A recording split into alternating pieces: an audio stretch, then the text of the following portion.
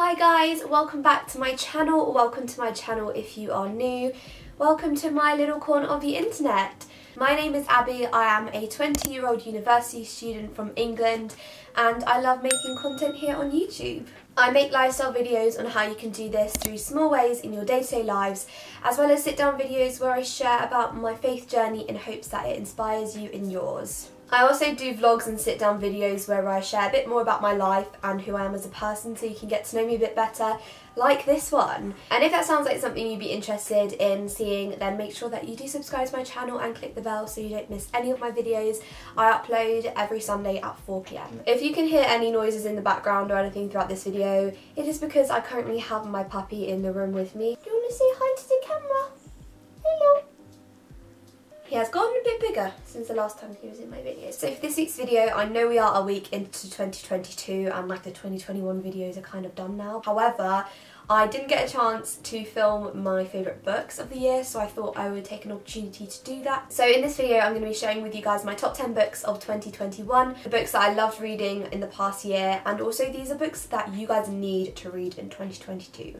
So let's just get into the video.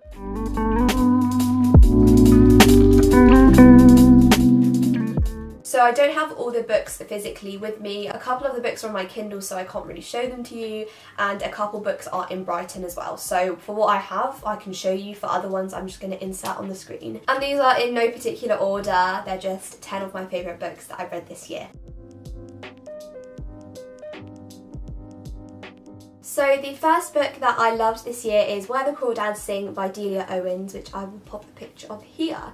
I give this book a 10 out of 10, and this book follows the life of a girl called Kaya who is basically left to raise herself in the marshes of North Carolina after her mother and all of her siblings eventually leave her in the care of her father, whom it's insinuated was abusive. She essentially learns how to look after herself and finds company with the birds and the nature in the marsh. And she experiences a lot of bullying and is tormented and called the Marsh Girl by the people in the town because she is very different to them. She longs to be loved and eventually opens herself up to two young men from the town. In late 1969, Chase Andrews, a young man from the local town, is found dead and she becomes the main suspect. I won't say any more because I don't want to spoil it, but I really loved this book so much. I loved the period that it was set in. I love books that are set in the South during that time period. I love the dialect that they use and the style of the writing. I loved the character development over time. There is a lot of switching between the time periods, however I really like that in books. I know it's not everyone's cup of tea, and I really love the way that Owens makes you feel such sympathy and empathy for Kaya. You can almost relate to her in some ways and you really do grow to love her character. I also love the way that it has some murder mystery in it. I love a good story with a little like twists and turns. This book is truly a heartbreaking coming of age story, and it shows what isolation and solitude can do to a child, and also how we are forever shaped by our childhood. I would 100% recommend this book to anyone, especially if you love a book which has a bit of romance, mystery, period style writing and a poetic style as well, because it has some elements of poetry in it. The next book I'm going to be talking about is The Ruthless Elimination of Hurry by John Mark Comer. I gave this book a 10 out of 10. It is written by a pastor from America, so it is a faith-based book. And this book addresses how to stay emotionally healthy and spiritually alive in the chaos of the modern world. Through sharing his own experiences of how being too busy really affected him, Comer shares simple practices that allow you to slow down and enjoy a hurry-free life. This book really helped me, as being a Christian in a society and a world that places such an emphasis on hustle and hurrying through life and getting things done, it can be really hard to focus on the important things. This book really helped me to gain clarity and insight into the areas of my life that I need to slow down in, and I learned so much, and since reading this book I have felt on a journey to a less hurried life. I would 100% recommend this book if you are a Christian and would like to learn to slow down and take a slower pace, especially within this new year. I will definitely be giving this a reread this year. I think it's definitely something that I could do with a top up of. The next book I'm going to be talking about is This Time Next Year by Sophie Cousins. I gave this book a 10 out of 10. This book tells the story of Minnie and Quinn, two people, one boy, one girl, who were both born on New Year's Eve in the same hospital 1 minute apart. It follows their completely different lives up until 30 years later when they find themselves together at the same place and end up taking a chance on love. I don't want to give too much away because there is a lot that goes on in this book. However, I absolutely loved this one so much. I found it has such a beautifully written story and it has a lovely character development and the detail in it is so good. I definitely would 100% recommend this book if you love romantic novels as much as me. So the next book I love this year is Love Does by Bob Goff. I gave this book a 10 out of 10 and this book is a memoir of the lawyer Bob Goff, how he came to know God, and is filled with inspirational stories and anecdotes. Each chapter tells a different story from his life and he shares the life lessons that he learned from it. This book will make you laugh one moment and cry the next. It is so inspirational and is written in a conversational style that makes you feel like you're sitting down for coffee with him. This book conveys the belief that Goff has that our lives should be fueled by love. I would really recommend this book to any Christians out there who want to know more about how we can transform our day-to-day lives through love. It's not hugely theological, it's more of an anecdotal style book, but it is still a really great book. The next book I have to talk about is this one, which is quite a hefty book. This is The Ballad of Songbirds and Snakes by Suzanne Collins. I again gave this book a 10 out of 10. This book is essentially the prequel to the Hunger Games trilogy, which if you don't know about those books, then you'd probably be living under a rock. It tells the story of President Snow, his life, how he got to where he is, and his childhood in the capital. I loved this book so much for so many reasons. I loved the character development in this book, the storyline and the style of writing. It actually made me feel so compassionate and empathetic towards him at moments and gave his character so much more depth, and it left me wanting to reread all of the books basically from the series just to see how I feel about his character after reading this book. But I really, really loved this book. I also like the style it was written in. Like I said, some of it has poetry in it as well. It's really cool. I really enjoyed it and I would definitely recommend it to anyone who loves the Hunger Games series and that dystopian world type of book. The next book I'm going to talk about is In 5 Years by Rebecca Surley. I think that's how you pronounce her name. I gave this book a 10 out of 10. Again, I read this book really quickly. This story follows a woman called Dani who has always had and followed a thoroughly planned out 5-year plan, down to her career, the dream job she gets and the man that she is engaged to marry. But one night she dreams of a night 5 years in the future where she is engaged to another man, and despite it being really real, she tries to forget it until 5 years later when she meets the man from her dream. I thought this book was amazing. I loved the concept, the storyline and the character development. Again, I'm all for character development in books.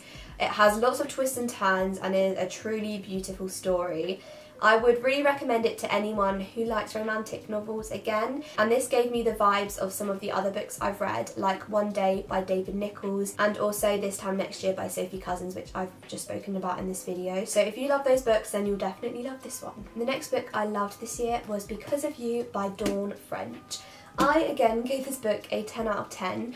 This book follows two women, Hope and Anna, that have completely different lives, completely different husbands and backgrounds, but both end up giving birth to girls at the same time at the same hospital. One mother leaves with a baby and one mother leaves empty-handed. 17 years later, the truth of that night is revealed and a mother-daughter bond is challenged. I found this such a great book. I loved the way it was written, I loved the descriptive style, and it really made you feel like you knew each of the characters so well. As a reader, I felt I was able to empathise with each of the characters so much. I found this book gripping, heartening and at times humorous, and I would really recommend if you like books that feel quite real and raw as well. I really liked this book. The next book I'm going to be talking about is The Midnight Library by Matt Haig. I'm pretty sure every person that loves books has probably read this book already, but if you haven't, you need to get on this book. So this book follows Nora, who finds herself in the Midnight Library. a library between life and death where every book provides a chance to try another life you could have lived. Searching within herself to find what is truly fulfilling in life and what makes it worth living in the first place. I love this book so much. I gave this a 10 out of 10 and I read this book in literally 2 days. It was so good and I was completely hooked. I found the imagery so beautiful and the storyline so great. It is really such a poignant, thought-provoking and life-changing book. It makes you think about the choices we make in life and where these choices can lead us to. And I would really recommend this book to absolutely everyone, regardless of what favourite genres you have. I think everyone needs to read this book. The last 2 books that I'm going to talk about, I'm going to kind of talk about together because they are like one after the other. So the first one is One of Us is Lying by Karen McManus. I give this book a 10 out of 10. This book is set in a high school with 5 quite stereotypical students who all end up in the same detention together. Simon, one of the students who has a gossip app at the school, suddenly dies before he has a chance to tell their darkest secrets. Investigators believe it is no accident and that one of the students is to blame, and all of them are suspects. And all the students basically come together to try and figure out who is the perpetrator. I really enjoyed this book a lot and it really had me hooked from beginning to end. And I would really recommend this book to anyone who loves mystery novels with a bit of teenage drama and gossip, and is definitely a good book for those who enjoy young adult fiction. There's lots of twists and turns in it and I really enjoyed this book. Now the next book I'm going to talk about is the sequel to One of Us is Lying, and it is One of Us is Next by Karen McManus. Again, I gave this a 10 out of 10. This book follows different characters from the same school, but it is interlinked with the first book, as there are characters that are related to the people from the first book and my friends and stuff. So it has some of the same people, but it's different as well. This one follows the story of a truth or dare game set up by a copycat of Simon, but this game turns dangerous and the students from Bayview have to work together to try and figure out who the person is that is behind the truth or dare game before it gets too late. Similar to One of Us is Lying, One of Us is Next has that same mystery vibe, and I did really enjoy it and it did also have me really hooked.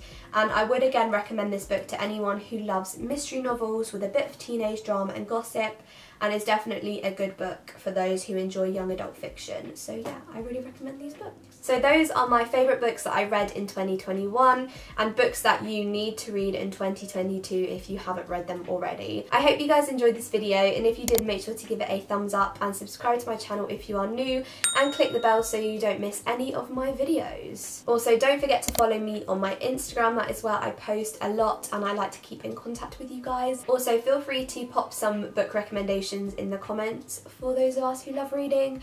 Any books that you recommend reading this year or that you loved reading last year. Thank you guys so much for watching this video. I'll see you guys in my next one. I hope you guys have a great week, and remember, Jesus loves you.